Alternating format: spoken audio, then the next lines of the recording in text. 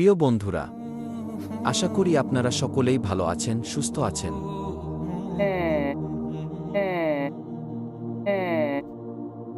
ফেরাউনের লাশ থেকে কেন এই অদ্ভুত আওয়াজ বের হল? বিজ্ঞান কি এর কোনো ব্যাখ্যা দিতে পারবে? কেন প্রতি বছর ফেরাউনের লাশের উপরে একটি ইঁদুর ছেড়ে দেওয়া হয়? কেন ফেরাউনের হাতের নখ এবং চুল বাড়তে থাকে? জানতে হলে ভিডিওটি সম্পূর্ণ দেখতে থাকুন। ফেরাউন কোনো ব্যক্তি বিশেষ নাম নয়।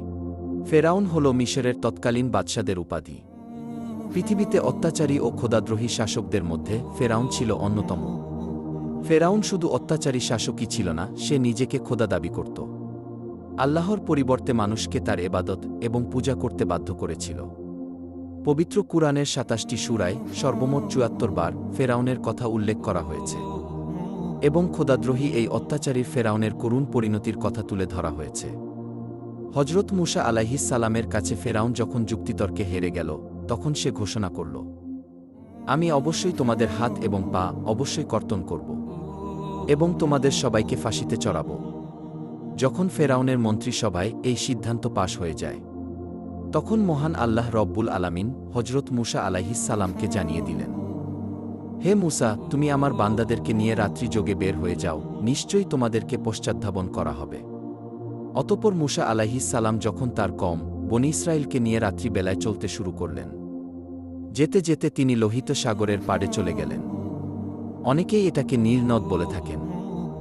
জেনে অবাক হবেন, ফেরাউন যেখানে ডুবে মৃত্যুবরণ করেছে সেটি নীল নদ নয়, বরং সেটি হল সাগর। বাহারে আহমার, রেড সি বা লোহিত সাগরে ফেরাউনের মৃত্যু হয়েছে।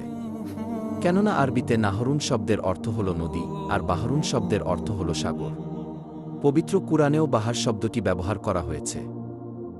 হজরত মুসা আলাইহিস সালাম তার কওমকে নিয়ে যখন লোহিত সাগরের পাড়ে এসে দাঁড়ালেন, তখন তারা দেখতে পেলেন পেছন দিক থেকে দেয়ে আসছে ফেরাউন বাহিনী।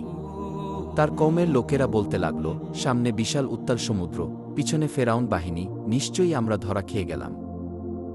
তখন মুসা আলাইহিস সালাম উত্তরে বলেন, কখনো না। নিশ্চয়ই আমাদের সাথে আমাদের মহান রব রয়েছেন, তিনি আমাকে পথ প্রদর্শন করবেন। অতঃপর আল্লাহ তাআলা বলেন, হে মুসা, তুমি তোমার লাঠি দ্বারা সমুদ্রে আঘাত করো।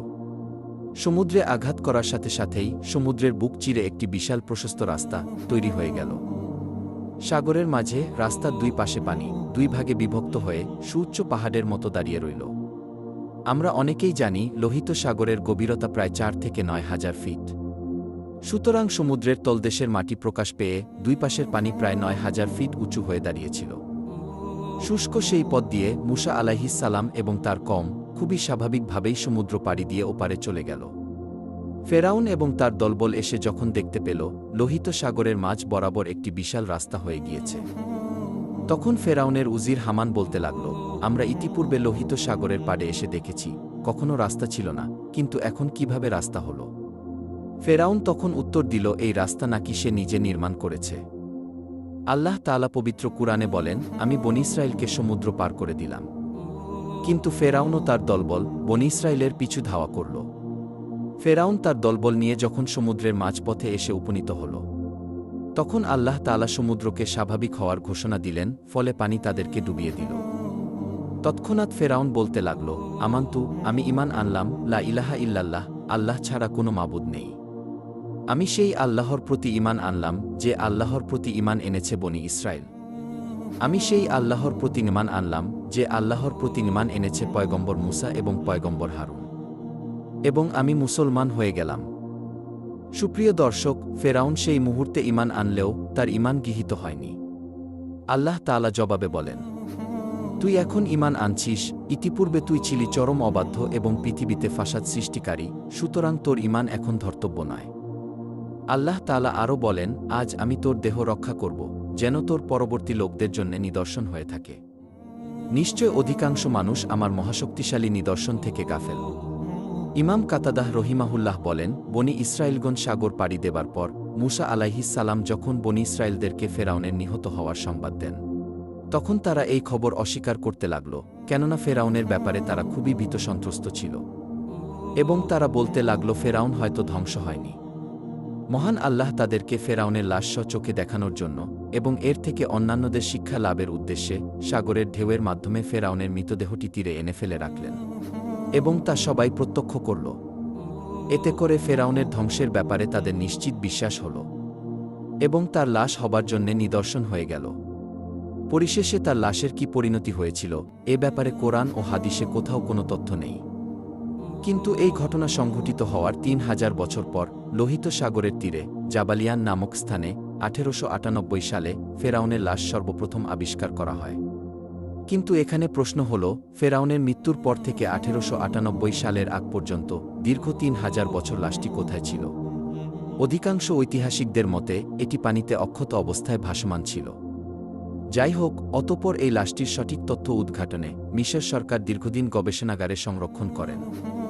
অবশেষে দীর্ঘ গবেষণার পর মিশর সরকার ঘোষণা করেন এটিই সম্ভবত মুসা আলাইহিস সালামের যুগের মিশরের সবচেয়ে প্রতাপশালী খোদাদ্রোহী ফেরাউনের লাশ। বিশ্বব্যাপী এ সংবাদ ছড়িয়ে পড়ায় ১৯৮১ সালে ফ্রান্স সরকার ফেরাউনের লাশ নিয়ে উচ্চতর গবেষণার জন্য মিশর থেকে ফেরাউনের লাশকে রাজকীয় সংবর্ধনা দিয়ে নিয়ে যায়। ফেরাউনের লাশ লাল গালিচা সংবর্ধনা দিয়ে বরণ করা হয়। অবাক করা বিষয় হল, ফেরাউনকে ফ্রান্সে আনার জন্য তার পাসপোর্ট তৈরি করা হয়। পাসপোর্টে তার পরিচয় লেখা হয় মহান মিশর সম্রাট। এটা করা হয়েছে কারণ ফ্রান্সের আইন অনুযায়ী জীবিত কিংবা মৃত কেউ ফ্রান্সে পাসপোর্ট ছাড়া ঢুকতে পারে না। তাই এই নিয়ম মেনেই তাকে ফ্রান্সের ল্যাবে হাজির করা হয়। সেখানে বিখ্যাত সকল সার্জন ও বিজ্ঞানীরা সারারাত গবেষণা করে আবিষ্কার করেন এই লাশটির মৃত্যু হয়েছে সাগরে। তার শরীরে লবণের কণা পাওয়া গিয়েছে। সাগরে ডুবে মরা ছাড়া এমন সামুদ্রিক লবণ কণা পাওয়া সম্ভব নয়। এছাড়া তার কয়েকটি হাড্ডিতে চোটের চিহ্ন প্রমাণ করে বড় বড় ঢেউ রুখতে গিয়ে তার এই অবস্থা হয়েছে। ডক্টর মরিস বুকাইলিকে কেউ একজন বলেছেন, মুসলমানদের কোরআনেও এমন তথ্য রয়েছে যা মিশরের মানুষ সবাই জানে। বুকাইলি অবাক হয়ে বলেন, অসম্ভব, ফেরাউনের মৃত্যুর তথ্য আমরা কেবলই আবিষ্কার করলাম। আজ থেকে ১৪০০ বছর আগে মোহাম্মদ কি করে এমন কথা বলতে পারে? পরবর্তীতে তিনি পবিত্র কোরআন খুলে নিজে যখন এসব আয়াত দেখলেন তখন তিনি খুবই হতবাক হয়ে গেলেন। সত্যিই তো হুবহু মিল রয়েছে। অতঃপর তিনি ইসলাম ধর্ম গ্রহণ করে নিজেকে ধন্য করেন। অবশেষে যখন বৈজ্ঞানিকভাবে প্রমাণিত হয়ে যায় এটি হল মুসা আলাইহিস সালামের যুগের পাপিষ্ঠ ফেরাউন, তখন মিশর সরকার লাশটিকে কায়রোর জাদুঘরে রাজকীয় মমি চেম্বারে একটি কাচের ফ্রেমে প্রদর্শনের জন্য সংরক্ষণ করেন। তবে দেহটি কোনো বিশেষ ব্যবস্থায় মমি করা ছাড়াই সংরক্ষিত আছে। বিজ্ঞান যার কোনো ব্যাখ্যা দিতে পারেনি। কিন্তু অবাক করা বিষয় হল, ফেরাউনের লাশের কিছু অংশে অলৌকিকভাবে গোস্ত বৃদ্ধি পায়। আর প্রতি বছর মার্চ মাসের ১৫ তারিখ লাশের উপরে একটি ইঁদুর ছেড়ে দেওয়া হয় এবং ছেড়ে দেওয়া ইঁদুর সেই স্ফীত গোস্ত খেয়ে সাবার করে। আরও অবাক করা বিষয় হল, অলৌকিকভাবে ফেরাউনের নখ এবং চুল বৃদ্ধি পায়, যা সত্যিই হতবাক ও অবাক করা বিষয়। সম্প্রতি ফেরাউনের লাশের একটি অদ্ভুত আওয়াজ বের হয় যা গোটা পৃথিবীকে হতবাক করেছে। কি সেই অদ্ভুত আওয়াজ, যার কোনো ব্যাখ্যা আদৌ সম্ভব নয়? সত্যিই আল্লাহ তাআলা ফেরাউনকে শুটকি বানিয়ে গোটা বিশ্বের স্বৈরশাসকদের একটি সতর্কবার্তা দিয়েছেন।